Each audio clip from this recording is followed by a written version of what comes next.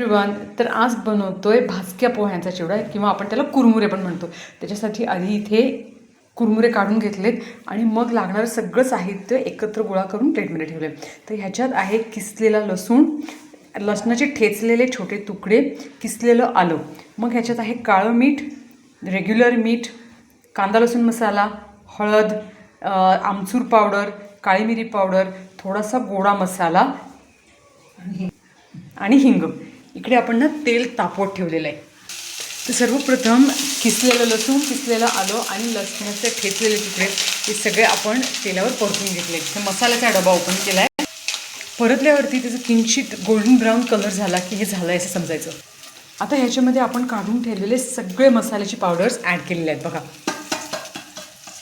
आणि हे चांगलं मिक्स करून घेणार व्यवस्थित.